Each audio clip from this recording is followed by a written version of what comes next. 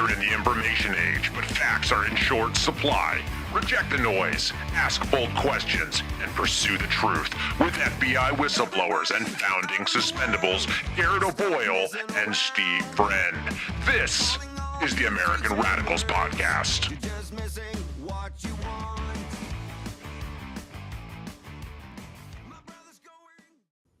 It is the American Radicals Podcast on a Tuesday, starting off a brand new week here on rumble.com/amradpod. If you haven't already, guys, make sure you give us a nice thumbs up and follow the channel here on Rumble. Subscribe if your heart compels you to do that. If you prefer to listen to us on the audio format of the show, we are coming to you on iTunes, Spotify, and iHeart. Be sure to subscribe and give us a 5-star review. The subscribing will help you get the automatic show updates, which we drop Tuesday, Thursday, Saturday, 10:30 Eastern Time. And if you would prefer also to check us out over on X, it's at X America News or at Real Steve Friend or at GOB Actual, where we stream over on Elon Musk's platform. That is until he continues to shadow ban us so no one sees what we're saying. But we're out there at enough different platforms, so hopefully you are tracking with what we're doing today. And so what are we doing on this brand new week? Today, we're going to be talking about how we are shocked to the core about our ex-girlfriend over at the FBI. We're going to be talking about a happy birthday, a happy anniversary for the Federal Bureau of Investigation, which was celebrated over the weekend, and how even that they can't even be honest about. Deputy Director of the FBI, Dan Bongino, announced that he was shocked to the core, there's the title of the show, about corruption. Not really a lot of further information there. I think it's the latest evolution or devolution of the PR campaign we're seeing at America's self-anointed premier law enforcement agency.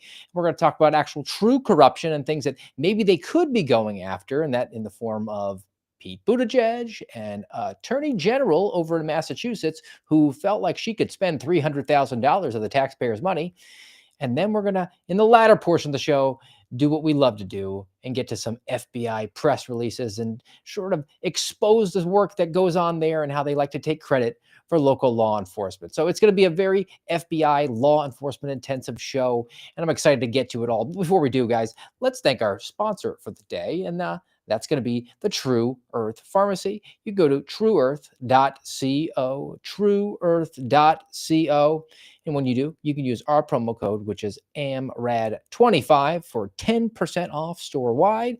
And that includes everything in the deep ocean powered fertilizer section. They have the squid extract, among others there, where they're getting some pretty good yields. I mean, I saw pictures and there were blueberries that looked like grapes. Pretty amazing. So check that out if you like to do the gardening or the homesteading. If you want to get personally healthy, you can check out the pharmacy spelled with an F, and you might have an affliction of some inflammation, maybe you have trouble relaxing, trouble focusing, maybe you just have a pet that won't leave you alone at night. All of it can be addressed there in the pharmacy section, trueearth.co, and the promo code for 10% off again is AMRAD25, because we're getting healthy in 2025. All right, so it's just me again, and a little bit of housekeeping administrative notes. There will be no American Radicals Podcast on Thursday, and the reason for that, and the reason for me being alone today, is that Garrett's already ahead of me, because he and I are planning to meet up in the Ivory City. We're going to the Capitol yet again. We'll have to give you proof of life at some point to make sure that we weren't captured and thrown into a gulag, but we're actually going because Wednesday, tomorrow, is Whistleblower Appreciation Day, July 30th.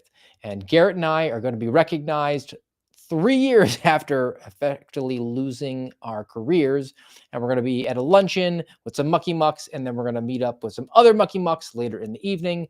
But we'll get a chance to be together along with Marcus Allen and hopefully Phil Kennedy if he's got some time. And then we'll actually get a chance to meet with Miranda Devine, which will be excellent. So sort of looking forward to that. I mean, it's a silver lining in having to go to one of the worst places in the world, but I just wanted to put that out there. We're going to be tight today because I got a plane to catch, and we'll see if I am surveilled on that flight. So without further ado, let's begin on the program, and let's kick it off with POTUS, President of the United States, number 47, Part 2, Donald Trump. He recently gave his perspective on the FBI in general, and I think in line of what we're typically proliferating here on this program. I think the president sort of voiced our sentiment.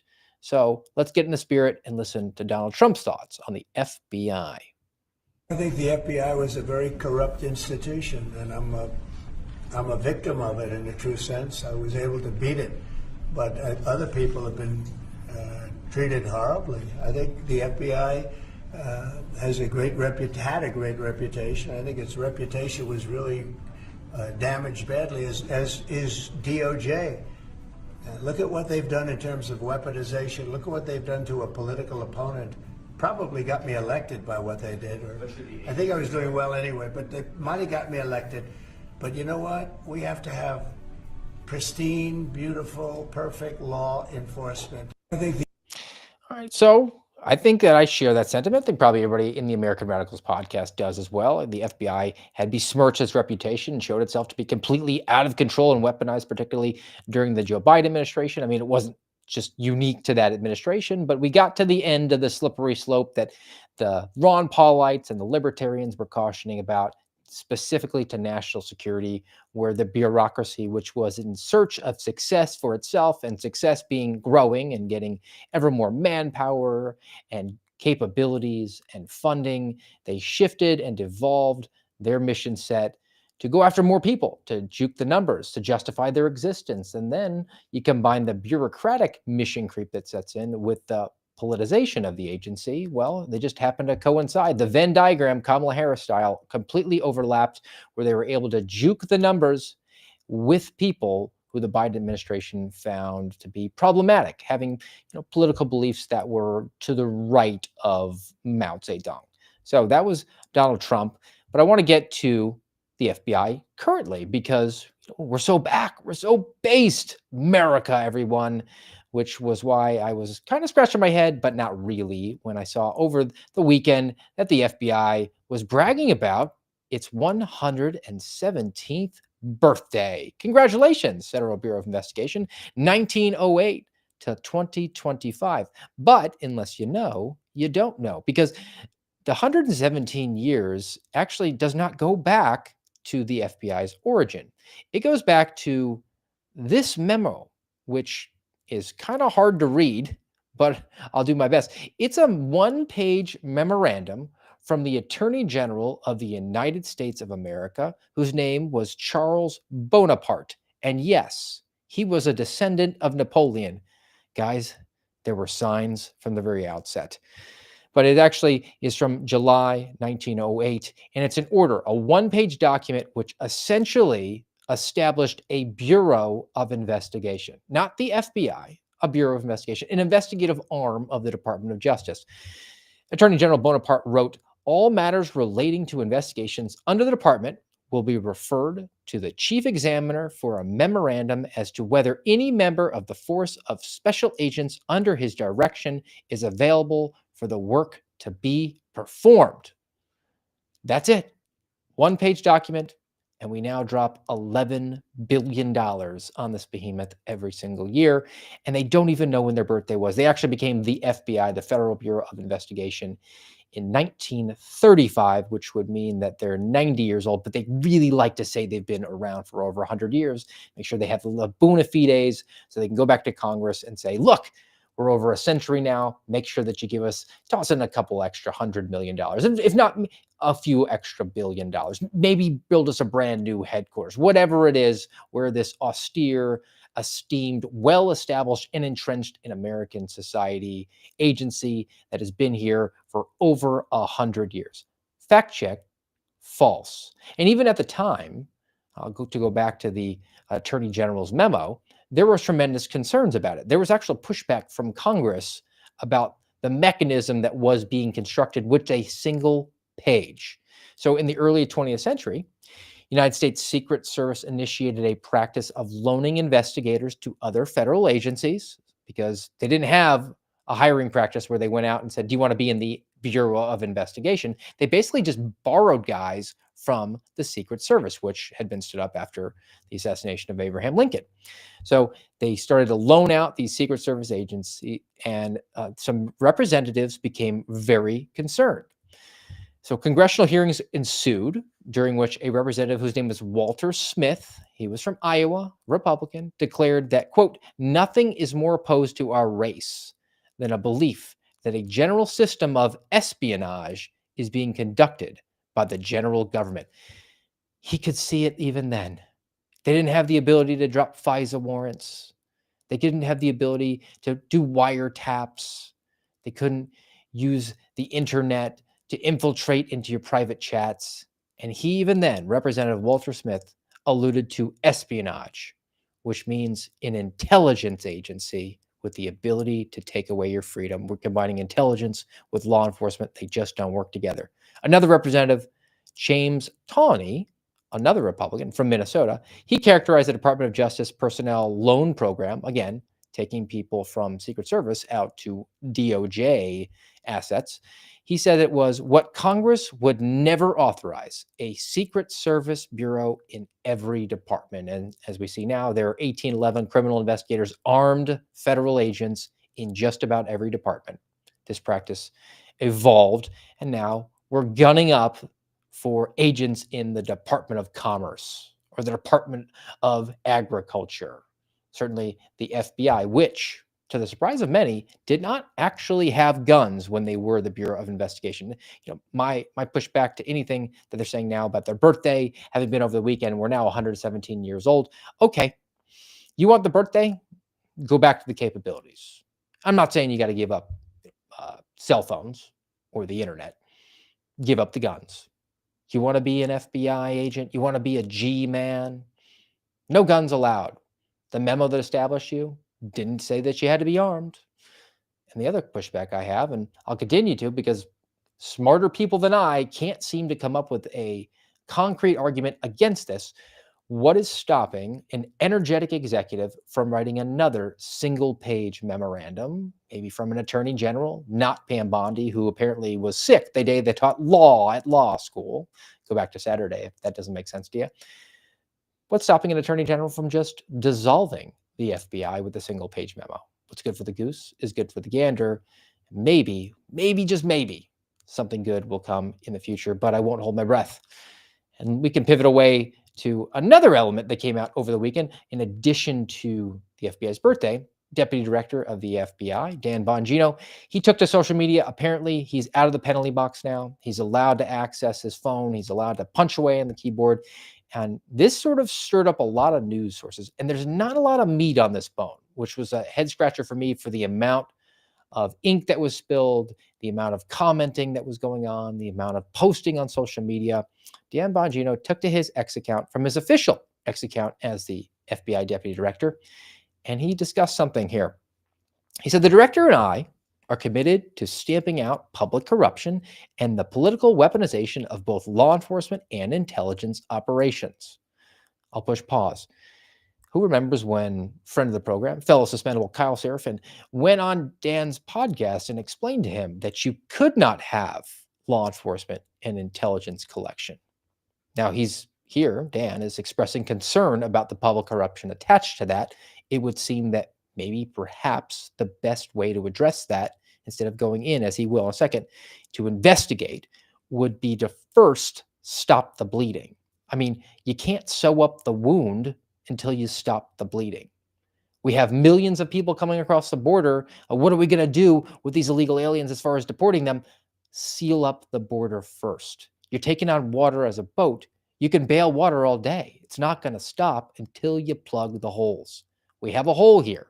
We got to tie a tourniquet on it before we can address the wound. We need to divorce intelligence collection from law enforcement. But Dan's not going to do that. He's just very concerned about public corruption. I'm waiting on specifics, but I'm going to be waiting for maybe 6 to 8 more months. All right. According to Dan Bongino, it's a priority for us. But what I have learned in the course of our properly predicated and necessary investigations, very specific language, it's almost like he got guidance from somebody there about having a predicated investigation. They're investigating public corruption into these aforementioned matters, intelligence, law enforcement. I was shocked down to my core. We cannot run a republic like this. I'll never be the same after learning what I've learned. We're going to conduct these righteous and proper investigations by the book and in accordance with the law. I'm on board with that. Due process, after all, should be the prime directive. We're going to get the answers we all deserve. As with any investigation, I cannot predict where it will land, but I can promise you an honest and dignified effort at the truth, not my truth or your truth, but the truth. All right. NFI, no further information. Nothing specific here other than public corruption attached to law enforcement and intelligence. We're not getting a promise, which gets me to sort of speculate as to what's really going on here. Because I think this is the evolution of public relations. When people are in a crisis, they're going to default to what they know how to do best. Now, what does Dan Bongino know how to do best? Well, he's a very successful content creator, social media influencer, podcaster. He's great at media. He's great at public relations. So he will go to public relations because that's his bread and butter. And for the last 4 months, since Dan took the helm, I believe he's right at around 19 weeks as being in the helm. Not quite enough to have actually graduated from the FBI Academy. That's a 20-week program.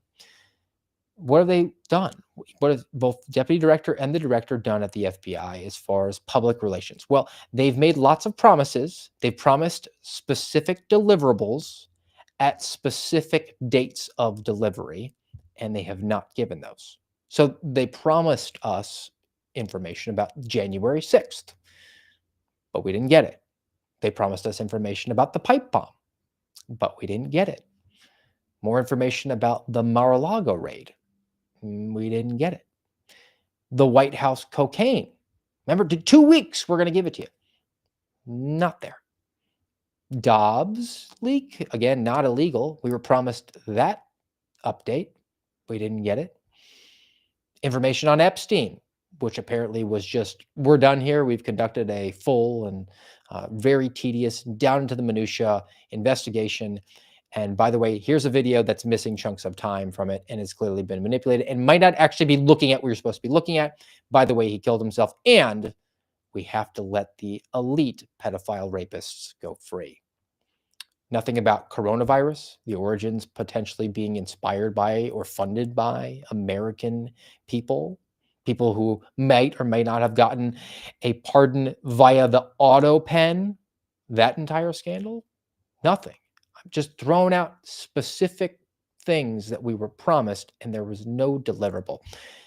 And that's why I think we're at the latest iteration and potentially the last, because all we were told was that there was public corruption, intelligence, and law enforcement. So intelligence and law enforcement are what the agency does. So nothing specific enough to know what we're promising. And corruption, the origin for the Bureau of Investigation was to look at public corruption. So no specific. We are going to promise you information about a general corruption matter at not a specific time. Just trust me, bro. Wait 6 to 8 more months. But I'm shocked to the core. I don't anticipate seeing anything beyond this, but this is really good messaging. Hat tip to him on this one, because he can't be accused of not delivering. He can always just say, we're doing a thorough investigation. We're working on getting to the truth, not my truth, not your truth, but the truth. And we're following the process. Just trust me. Give me a little bit more time. Now, let's talk about some of the deliverables that we didn't get. And we're gonna sort of break it down here. These are the things we didn't get, and they righteously should be looking into, and then we'll contrast it with what they are looking into. Now, we did get the big document dump from the DNI Director of National Intelligence at the ODNI, Tulsi Gabbard, and she was talking about the Russia hoax and how Barack Obama, who did nothing wrong during his presidency, don't worry about Lois Lerner, who's going after Tea Party groups, don't worry about Solyndra, don't worry about anything other than the fact that he might have worn a tan suit at one time, just a pristine president. But now we're coming to find out what we always knew, and that was that he was directly involved with the Russia hoax, where there was an intelligence product that was created that said that Russia did not have the capability or even the interest, for that matter, in involving themselves in manipulating the 2016 election. And Obama and his ilk did not like that intelligence product, so they wound up saying, shred it, burn it, destroy it, create another intelligence product that says the exact opposite. And people like Brennan and Clapper and Comey went forward and did that. And they leaked to the media in order to do that. And then we got 2 years of essentially a coup. And now we're having a promise as we're trying to get off the X, get away from the spotlight of allowing the elite pedophile rapists go free on Epstein. What we really need to do is throw out red meat to the base, scratch their belly, throw out names: Comey, Brennan, and Obama. But at least according to the president right now, our current president, Barack Obama is likely not going to face any sort of justice, because he was asked about this, and here's what he said. Thank you, Mr. President. How do you think that the Supreme Court's ruling that benefited you on presidential immunity would apply to former President Barack Obama and what you're accusing him of doing? It probably helps him a lot. Probably helps him a lot, the immunity ruling. But it doesn't help the people around him at all. But it probably helps him a lot. Well, he's done criminal acts, there's no question about it. But he has immunity, and it probably helps him a lot. Trade agreement you're looking to sign too. He owes me big. Obama owes me big. Obama owes me big. The immunity decision. Remember, the Supreme Court ruled on that last year. It said that if you're doing something within the scope of your position, then you have immunity for that. And they were saying, well, now Donald Trump is elected president. He's going to send the Navy SEALs to go kill his political rival. That's not what it specifically was. It was even saying things like Joe Biden saying, I'm going to forgive student loans. He's doing that within the scope of his job as president. He can't be prosecuted for that. Trust me, I wish he could be, but that's not the way our system works. So now, according to Donald Trump, who is the current president of the United States, he's thrown out Obama's name, red meat to the base, but he kind of came clean here. You're not going to see him in handcuffs, guys. I'm sorry. No orange jumpsuit. We're not going to see justice. I will be surprised if anyone attached to that does, because we're just not interested in that. We're interested in pursuing other endeavors. We're going to ignore the big stuff and get to the little stuff. But before I get to the little stuff, let's talk about some more big stuff. New York Post reporting about former Secretary of Transportation, Pete Buttigieg. And again, an allusion back to Saturday's show. It is funny how we had an allegedly gay member of the presidential cabinet whose last name starts with "but." Here, the New York Post talks about how there was some misappropriation of assets. I would say potentially public corruption. Pete Buttigieg's Department of Transportation spent $80 billion on diversity, equity, and inclusion grants. So basically giving money to their buddies because they're Marxist communists who claim that we need to have guaranteed outcomes, not guaranteed opportunity. They also delayed air traffic control upgrades because they were routing the resources to the DEI folks. So New York Post reports on this. In one meeting, Pete Buttigieg, who is said to be eyeing a 2028 presidential run, guaranteed he's running, guys. That's why he grew the beard. That was poll tested. And they said that J.D. Vance has the look that people like nowadays, so grow a really weak beard. So Pete Buttigieg told industry executives that air traffic control upgrades would just allow them to fly more planes. And quote, so why would that be in his interest? He wasn't interested in allowing more planes in the sky as the Secretary of Transportation. He was interested in DEI. What his department was really interested in was handing out hundreds of diversity, equity, and inclusion grants totaling more than $80 billion over the 4 years. At least half of the Department of Transportation's entire budget for a typical fiscal year. So they normally had a budget around $160 billion. They gave out $80 billion, which would be half of they did in 1 year. They did it across 4 years, hardly makes it more acceptable or palatable. Despite the requested changes to the air traffic control systems early in his term, Buttigieg seemed more interested in being good on TV. I guess he and Pam Bondi have a lot in common. And what else did he do at the helm? Secretary Buttigieg appoints members of the Advisory Committee on Transportation Equity, ACTE. This comes from the Department of Transportation's website, 2023, when Mayor Pete was at the helm. Here in this announcement, it says, today, the U.S. Department of Transportation announced the appointment of 24 members to the Advisory Committee. Under the Federal Advisory Committee Act, appointees to the committee are drawn from academia, the private sector, transportation industry. They include experts in community engagement, transportation planning, design, research, policy, advocacy, and diversity, equity, inclusion, and accessibility. Remember, they had to add the A. It became DEI to DEIA. And it was always my contention that they were waiting for just the right moment to rearrange those letters and change and refocus and rebrand DEI into IDEA, and they could call it IDEA. Maybe it was just too good of an idea for the communists to actually have come up with. And Mayor Pete, who is definitely 100% running for president, and I know that because not just the beard, because I remember when Pete Buttigieg was named to become the Secretary of Transportation, and he did this ridiculous acceptance speech, and he talked about his love of transportation. I mean, the guy was sitting there saying, I love choo-choo trains. It was cringe and embarrassing. And I was, in preparation for the show today, trying to find that clip, and I looked for a long time, and it is gone. It's obliterated from the internet, which means that he's got people on that because it's so embarrassing. I wonder if I didn't check it, if they got rid of the video of him drinking the 40 in the brown bag with the black guys on the porch. It was hysterical when he was running for president the first time, but I couldn't find it. I'm sorry. I have to settle for Mayor Pete's announcement because he was very excited about Pride Month because he allegedly likes to have sex with men, and he was trotted out there to do this one. Hello, I'm U.S. Transportation Secretary Pete Buttigieg, and I'm thrilled to send my greetings to everyone celebrating Pride around the world. This month is an opportunity for us to celebrate the diversity, the joy, and the love that enrich our lives and communities. Earlier this year, I was honored to be sworn into the Biden-Harris administration as a member of the President's Cabinet, with my husband Chasten by my side, the first gay American to be confirmed by the Senate to such a role. Growing up, I knew that I would be locked out of certain opportunities if I lived openly. I faced very real choices between serving my country and finding love. I've seen my country go through enormous progress and change when it comes to LGBTQI+ rights and acceptance, though we know that we also have a long way to go here in the United States.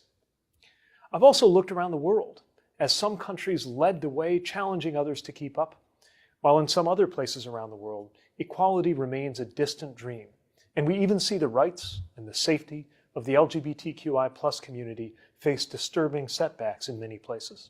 All right, that's enough of that nerd. Pete Buttigieg is the kid in class who reminds the teacher that she hasn't assigned homework on Friday.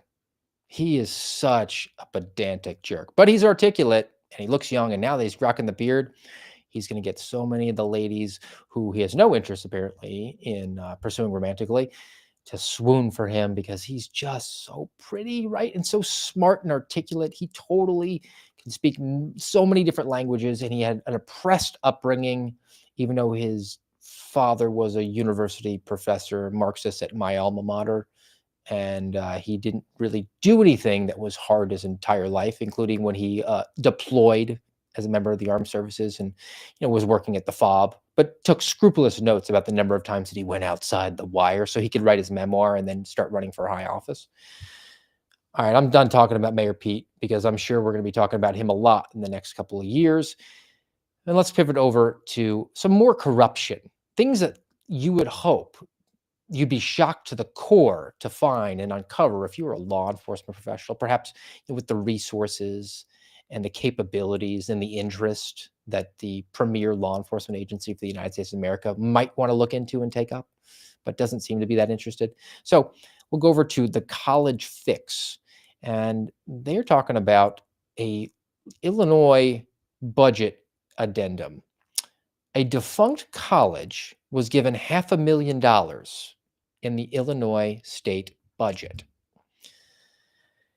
Lincoln College closed in spring of 2022, but the state budget continues to set aside money for it.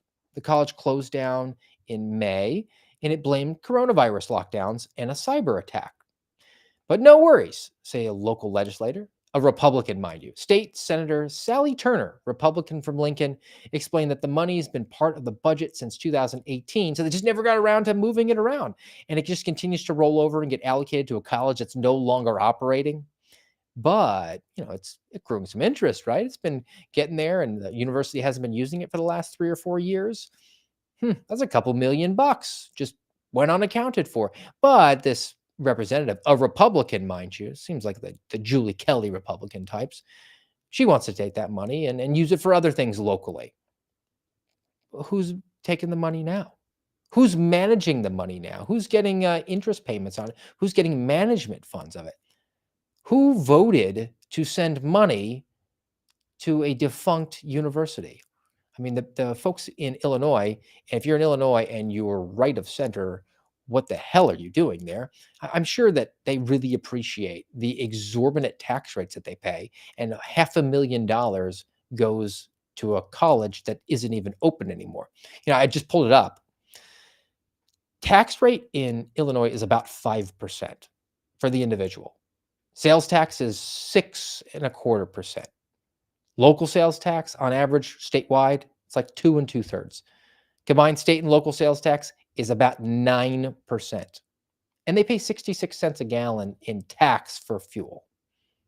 They're getting you coming and going, and they're taking the money that your hard-earned money, and they're not just flushing it down the toilet. They're flushing it down the toilet and laughing at you and putting it into some account that I'm sure is being managed by somebody who's a friend of the state legislator and is being paid to manage it and getting commission rates. And at the end of it, they'll just say, our bad.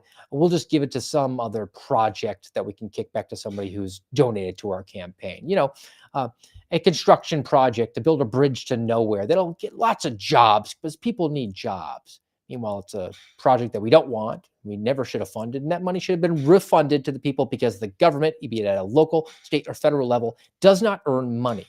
It just uses theft to take yours. And that should be something for an energetic law enforcement agency with the capabilities and the tools like an FBI to look into. But, they haven't. What else can we look into? Now, this is not really on the books yet, but it is interesting. And it might be cautionary. So Ted Cruz, senator from Texas, is proposing a change to federal law to address the rioting, the ongoing rioting that we've seen related to immigration, the deportation specifically. So from the Daily Signal, a 5-word legislative fix could help quell the riots. This relates to racketeering. So RICO, the Racketeer Influenced and Corrupt Organizations Act, better known as RICO, is housed squarely in the middle of the Federal Criminal Code. It was passed into law in 1970 as part of an Organized Crime Control Act. It's designed to give federal prosecutors the tools to go after entire enterprises by targeting their structure, operation, and funding, rather than just going after like a particular member of the gang. They want to dismantle the entire gang. And maybe we can get our movie reference in for the day. They do a pretty good job of this one in my favorite superhero, The Dark Knight, explaining what actually is RICO. Give us the money and we'll talk about making a deal. The money is the only reason I'm still alive. Oh, you mean when they find out that you've helped us, they're gonna kill you? Are you threatening my client? No, I'm just assuming your client's cooperation with this investigation. As will everyone. Okay. Enjoy your time in county, Mr. Lau. Wait, I won't give you the money, but I will give you my clients. All of them. You were a glorified accountant.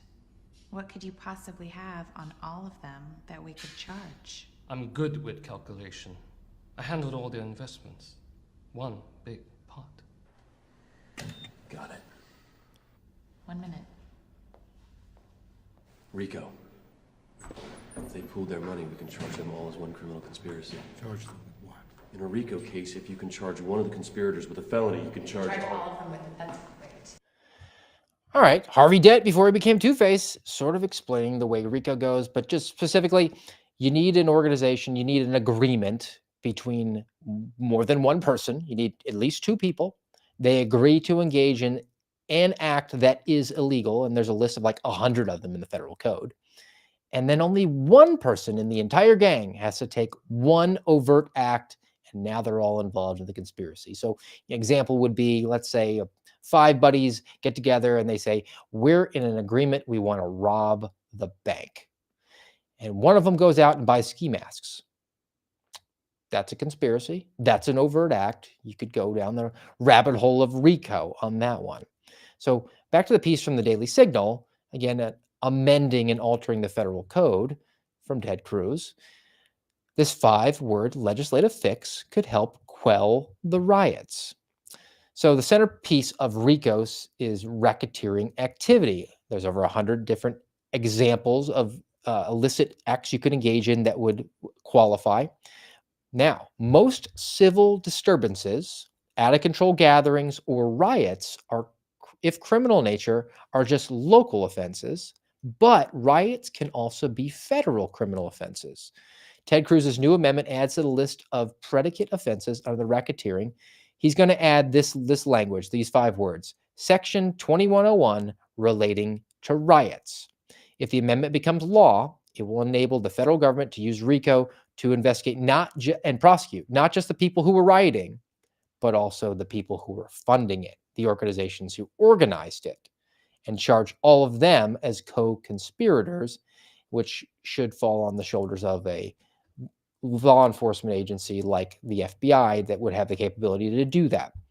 Now, the one cautionary tale that I will throw out there is there will come a time when a pharaoh who knows not Joseph takes the helm, and this sort of has shades of January 6th written all over it. Because for whatever you want to call what happened at the Capitol on January 6th, was it an insurrection? Was it a guided tour? Was it something in between? Were there just different people engaging in different sorts of activity? You will get an energetic Department of Justice Attorney General, not the Pam Bondi types who just punt on big cases, but a Merrick Garland type or Lisa Monaco as the Deputy Attorney General, who will weaponize these sorts of laws and say everybody there was involved in it, and we're going to go after all the organizations. So if you were in a Tea Party group and you got on a bus and you drove to the Capitol, well, we're going to construe this as it was planned.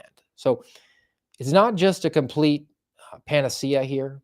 I do want to see in one way, shape, or form a methodology for us to go after the organizations that are funding these riots, these anarchist riots, the people who are obstructing law enforcement, the ICE agents from carrying out lawful deportations, trying to assassinate them, or just the Antifa rioting in general, the No Kings riots.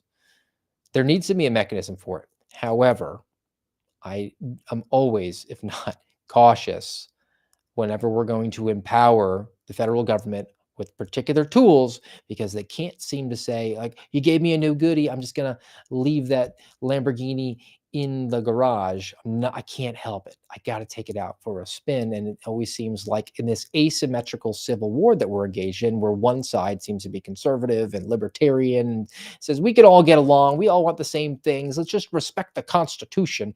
And the other side is a Marxist, godless communist who is the Borg from Star Trek and says that which not is banned is required. You will be assimilated. Resistance is futile, and they will destroy you. That's an asymmetrical battle, and it always seems that their side is more energetic and will use these mechanisms, whereas the Ted Cruz types, the Bill Barr types, the Pam Bondi types, they're doing backflips on their way to the podium to announce how they're not going to use the power that's at their fingertips. Another example of public corruption, another example of things that are not getting addressed, comes from the Boston Herald in the People's Communist Republic of Massachusetts. Sorry, George Hill. Massachusetts Attorney General travels the world on the taxpayer's dime. Quote, expensive junkets. So the Massachusetts Attorney General, her name is Andrea Campbell. This is shades of Letitia James. She spent almost $300,000 on her taxpayer-funded credit card last year. Now, AG Campbell traveled to France to attend a conference. She was with several state attorneys general. They were doing something for D-Day, Normandy. I don't know why you need attorneys general over there. She dropped over $13,000 on that. She spent just under $9,000 on transportation during this trip to France with a chauffeur driving her all over France. She and a state trooper traveled to the Caribbean vacation destination of St. Thomas in the U.S. Virgin Islands last month to attend another conference. It was an Attorney General Alliance annual meeting. This all comes as Attorney General Campbell is facing criticism for not enforcing an audit of the legislature. So 72% of the voters voted for an audit to happen of the state legislature where there is lots more of corruption going on. And yet the attorney general of the state just, she can't get around to it. Sorry, guys. I guess, it's like Epstein. We forgot all about it. We just have to let the elite state legislators get away with all their graft. So she's taking heat. Almost 3/4 of voters said they want the audit. And surprisingly, the legislator gave her a 12% budget increase to her office, and which amounts to $9 million. So it seems like there's a nice little kickback. Hey, don't investigate us for crime, and we'll give you more money so that you can travel the world on the taxpayer's dime. I think that sounds like corruption. I think that sounds like an illicit agreement between multiple parties. And certainly somebody took an overt act, like hiring a chauffeur to just drive her all over France so she can enjoy the accoutrements of Western Europe. Now, that is in Massachusetts, and it's not being investigated by anybody other than the Boston Herald, it appears at the time. But what is being investigated in the People's Communist Republic of Massachusetts? Graffiti by not just state, but federal authorities, premier federal law enforcement authorities, as it is reported here on the local news. Breaking news, police are searching for the suspect who vandalized the State House with white paint and actually left behind something that brought the bomb squad onto Boston Common. Now, part of the Common was actually shut down while police and the FBI investigated. WBZ's Penny Commit in Boston with the developments. It's such a building of grandeur, and then to see the vandalism to it, it's uncalled for. One of Boston's most historic landmarks vandalized in the middle of the night, according to police. Instead of admiring the State House's iconic Golden Dome, first-time Boston tourists like Linda Wenner Pine found themselves staring at the front gate and steps, visibly defaced with white paint and graffiti. It's sad. It's truly, there's no other word. Police say the vandal then fled to the Boston Common, made evident by these white footprints stamped into the sidewalk and on Beacon Street. Then a suspicious object was reported on the Common grounds. Investigators say it may have been abandoned by the suspect. I was able to get a glimpse of the suspicious object. It appeared to be a small white cylinder. Now, it's unclear if it was actually an explosive, but the bomb squad blocked off a large portion of the Common for several hours out of an abundance of caution. So the white cylinder is probably the spray paint. Just speculating, but that would seem to hold water for me, not knowing very much more than that. I was pretty disturbed by the tourist there who was so upset at this grandiose building here. She's referring to a state house where they just passed laws and apparently are just ripping off the people of Massachusetts, refusing to submit themselves to an audit and meanwhile buying off the state attorney general with an added budget. She's referring to that like it's the Cathedral of Notre Dame, like it's a house of worship, because pretty clear that her God is government on this one. And the FBI is involved. They're on the scene, not a device. I mean, if it was, you'd expect some sort of federal presence there. I don't know why the Bureau of Alcohol, Tobacco, Firearms, and Explosives isn't there, other than the fact that it shouldn't exist and should default to another agency that doesn't like to shoot dogs on their way to raid a compound. But the FBI is there on the case. Vandalism, defacing a property. You can't get involved, though, in an attorney general stealing $300,000 from the state coffers so she could travel to the Virgin Islands and to France on fancy vacations. All right, I want to pivot over now to what we love to do best in the show, and that is be the Navajo wind talkers and interpreting the press releases from the Department of Justice, parenthetically the FBI, which puts out these press releases on their social media accounts, on their X accounts for each one of the 55 field offices. So I'm hardly just culling through the Department of Justice website to find these. These are what the FBI is bragging about doing so that the people will believe that they're worth every cent at that $11 billion. And really, what is it that they do? They're hype men. They're good at PR, very much like the deputy director of the FBI. They like to take credit for things they didn't do or things that aren't really that high priority or shouldn't be for an agency that is supposed to be premier and should be taking on significant cases in public corruption and national security. So without further ado, let's go to the press releases. The first one comes from the Eastern District of North Carolina. Cary man who wounded a police dog was sentenced to 12 and a half years in an armed carjacking. According to court records and other information presented in court, and take note here, guys, July 21st, 2023, 2 years ago. Our bad guy here's name is Whittlesey. He went to a Cadillac dealership in Cary under the guise of purchasing a Ford Raptor. While out on a test drive with the sales representative, our bad guy brandished what the sales representative believed to be a firearm and ordered him out of the vehicle. Sales representative immediately called 911 and reported the crime. Our bad guy took the vehicle, led officers from Cary, Durham, and Raleigh police departments, no FBI agents there, doing patrol in their black and white vehicles because they don't have them. So just police officers, the actual cops doing RPW, real police work, RPW, Cary, Durham, Raleigh police departments went on a high-speed chase. They got over 100 miles an hour. While fleeing from the officers, our bad guy struck and wounded a Cary police dog with the stolen vehicle. He later abandoned the vehicle and was apprehended in Burlington, North Carolina.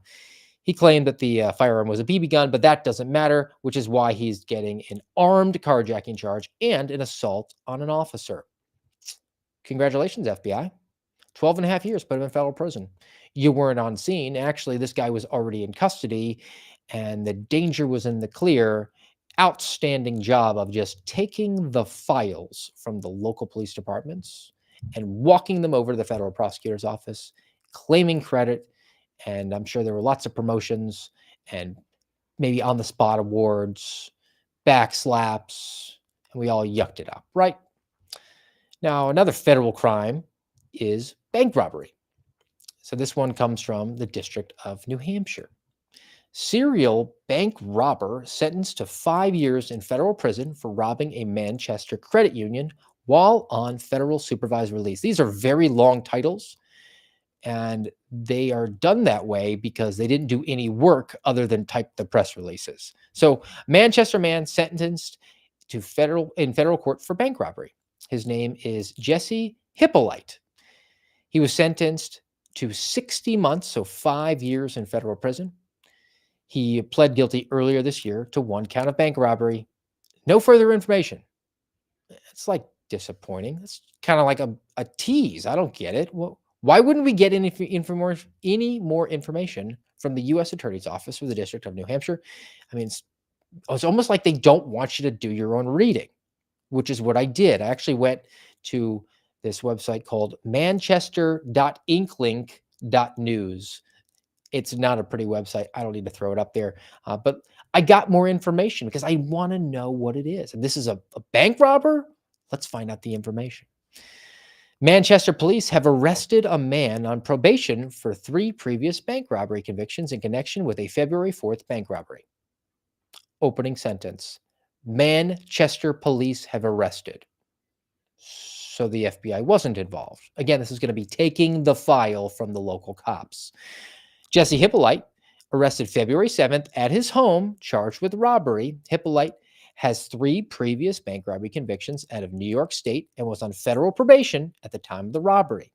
He was released on PR bail. Manchester police spokesperson explained that because Hippolyte was on federal probation, a detention order is required before someone can be detained. They're waiting on the feds to actually put the hold on him, and they couldn't do it, so he got released on bond. Well done, everyone. February 4th at approximately 11:30. Here's the details of the robbery. Manchester police responded to the Granite State Credit Union for a bank robbery. They learned that the man entered the credit union carrying a shopping bag, wearing a scarf over his face. He gave the teller a note, put cash in the bag before leaving the credit union. It was a note job, wasn't even armed, but that's actually not very uncommon. And the teller is not their money. It's not worth the risk. They just hand it over and they wait on the local police, the real police, to engage in RPW, real police work, RPW, and get the bad guy. So they did. It was 3 days, February 4th to February 7th, and they have him in custody. Well done, real police. Shame on the FBI for taking credit for all the good work that you do. I'm going to go out to New Mexico for our next one. District of New Mexico. A Las Cruces felon was sentenced for firearm-related drug trafficking death. So we got guns, we got drugs. This sounds like it's going to be juicy. According to court records, now take note, January 24th, 2022. So that would mean fiscal year 22, 23, 24. Now we're in 25. 4 fiscal years this was kept on the books by the FBI. 4 years of quota systems getting juked.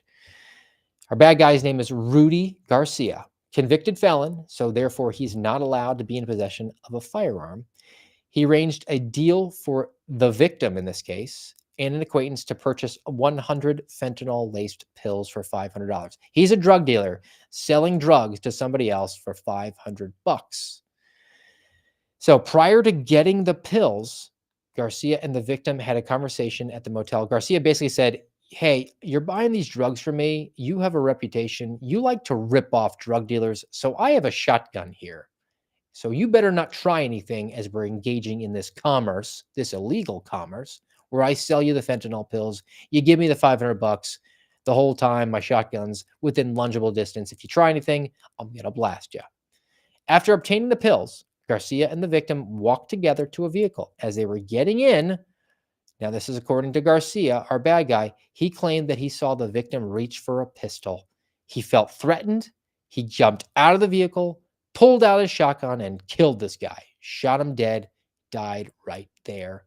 No further information given from the District of New Mexico, which isn't that big of a problem because I went over to Yahoo News, which was reporting from the Las Cruces Sun News about federal charges being pressed against this individual, Rudy Garcia, who was accused of murder. And it goes back to July of 2022. Again, 4 fiscal years. I'll pull it down. What actually went down here beyond just the facts that were given here within the District of New Mexico, where this drug rip maybe wasn't going to happen. This guy just got kind of like trigger happy and jumped out of the vehicle and winds up killing the guy who's selling the pills to. Maybe he was hoping to just take the money and get the pills back. We don't know. But police arrested him. Police arrested Rudy Garcia January 31st, so within a week. Now, this is according to the police department detective, Joseph Campa. Police officers were dispatched to the reported gunshots. Officers investigated the incident, were able to obtain surveillance video from a nearby residence of the altercation. They basically went to a Ring camera, were able to get the footage. RPW, real police work, RPW. The video showed Garcia firing at the victim at least 3 times, so it wasn't just for his personal safety. And the victim here was also seen running away from the vehicle while Garcia and an unknown person drove away. So the guy got shot, runs away. The investigators were also able to obtain from the surveillance video a license plate of the getaway vehicle for Rudy Garcia, which was linked to his girlfriend. They connected with the girlfriend. She kind of gives up the goods. They're able to arrest him within a week. Well done. Excellent investigative work by the locals, not the FBI. Go out to Kansas City. Kansas City man indicted for possession with intent to distribute cocaine from the Western District of Missouri. This is Garrett O'Boyle's old field office before they arranged for him to transfer and then seize his household goods while they were in transit. I'm sure we'll have a discussion about that later today, maybe tomorrow at the Whistleblower Appreciation Luncheon, available on C-SPAN if anybody chooses to watch. So, to Kansas City.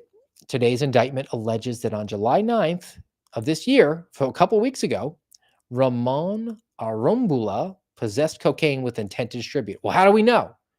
Because this charge stems from a vehicle stop conducted on a vehicle being operated by our bad guy, and a canine gave a positive alert, and they were able to seize a little under 6 kilos of cocaine. Excellent pop.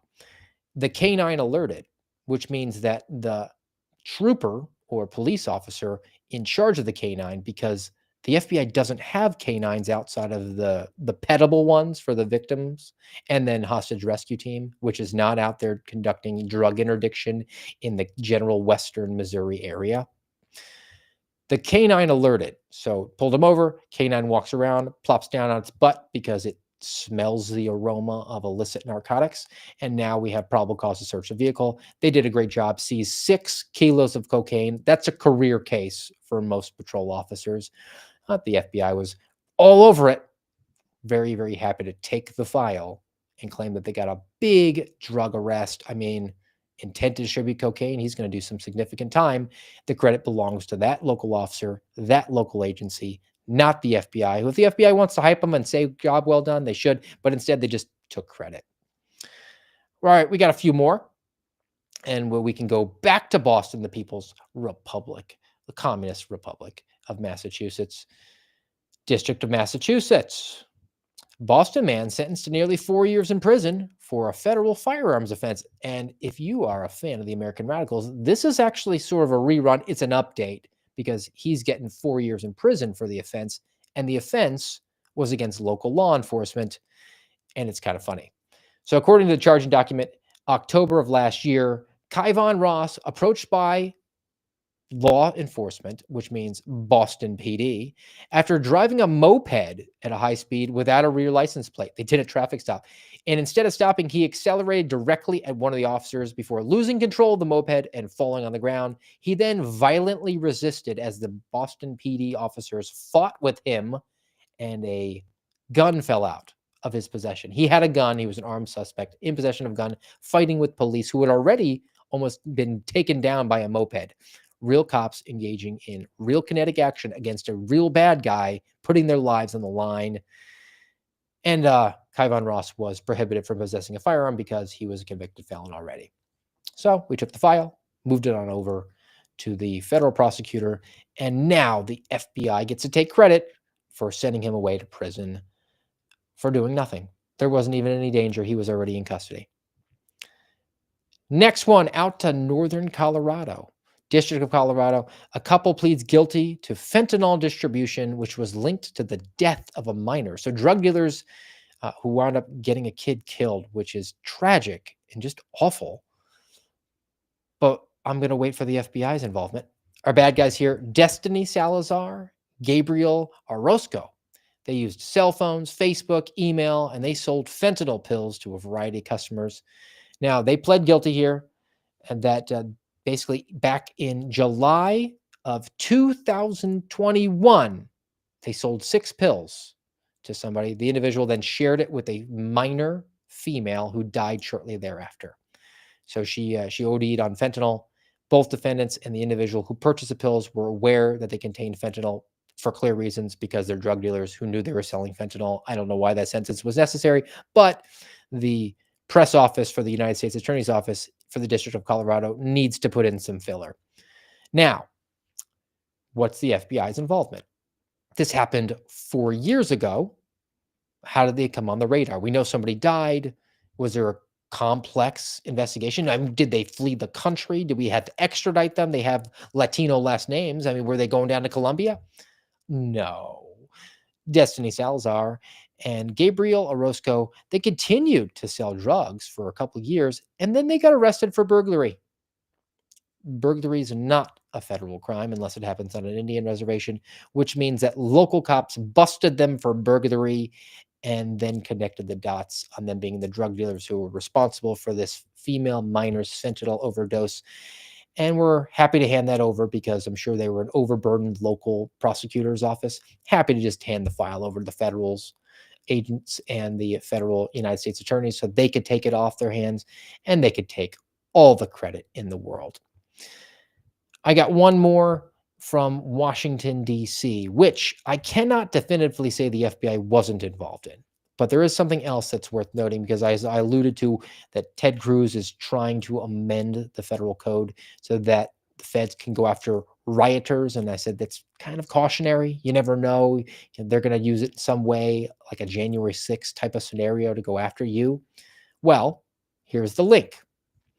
Reporting from the District of Columbia, the worst named district in the United States of America, 2 district men ordered to be held without bond in a violent armed kidnapping and a carjacking. So this happened a few months ago in May.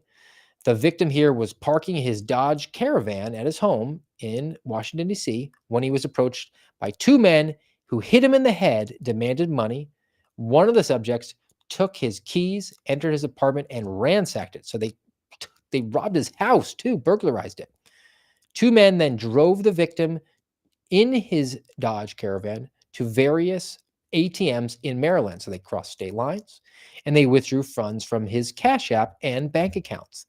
The men eventually left the victim zip-tied in Hyattsville, Maryland, and drove off in his vehicle.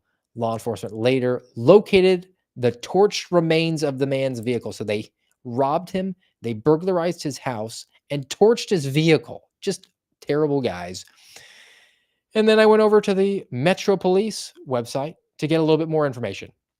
2 suspects arrested in an armed kidnapping. So they identify them as Damon Middleton and Michael Alston, and they've been arrested and charged with armed kidnapping. And they do thank the FBI for their partnership here. There was a task force involved. It was the Metro Police Department's carjacking task force, which I don't know if it does or does not have members of the FBI on it. I'm going to say no, but I can't definitively say it. But why do I want to bring this to the forefront? Because at the very conclusion of it, it says that they were charged in Superior Court. Because if you're in the District of Columbia, Washington, D.C., the District of the District of Columbia, there are 2 levels of court. I mean, it's like if you're anywhere else. You know, I'm here in Volusia County, Florida. If someone gets charged with a crime here, it could be a local crime, like a state violation. It could be a federal crime. What you did might violate both, which is what all these press releases are about, because so many of them are local crimes, but it's better route to go to the feds, which is why we should empower local agencies to just take their own cases to the feds. But the local offices there can take a case, or the feds can take it. In Washington, D.C., these guys were charged in the Superior Court, which is like the local court. It's all fed, but it's superior. If you get charged at the federal level, the really high level, like you would if you're getting charged here, not in the Volusia County, but in the Middle District of Florida federally, you get charged by the district court in the District of Columbia, which is where all the January 6ers were charged. Armed carjackers who zip-tied a dude, burglarized his house, drove his vehicle all over the place, emptied his bank account and his cash apps, and then set his vehicle on fire, they're getting charged locally. You can see that there is, in fact, a 2-tiered system of justice in our nation's capital, which has now got me nervous because I will be traveling there forthwith later on today. All right, guys. Don't have a biblical worldview today. Heading in to Washington, D.C., I'm just going to rely on Garrett to keep me company. And I'm confident in his physical abilities. I'm confident in his biblical knowledge, and maybe something will come to mind to keep our sanity here. But I do want to leave you with a palate cleanse today, which is not related to law enforcement, but I just found funny. And you never know what you're going to expect. You never know, like when I open one of these press releases up, is it in fact going to be a real federal case, or is it going to be a dog of a case? And this video sort of makes me think of that. And it's about parking and making sure that your vehicle is nice and spacious and not going to get any sort of static around it. All right, I had to get this on video. So I parked as far away as possible so no one would park beside me. And this guy decides to park this garbage literally a foot away. Literally a foot away from me. He had this whole parking lot. Jeez, man. Just because you drive a Lambo doesn't mean you can park wherever you want. Gosh. All right, I had to... Hey, you never know. You never know what they're doing. You never know if it's a Lambo or the guy's just riding his bike. Hopefully he doesn't collide with a police officer and wind up being a prohibited person in possession of a firearm.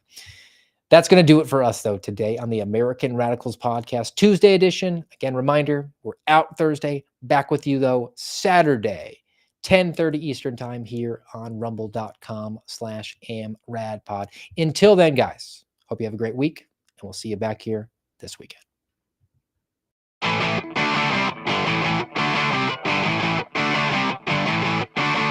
You've been listening to the Voice of the Suspendables on the American Radicals podcast. Follow us on rumble.com/amradpod.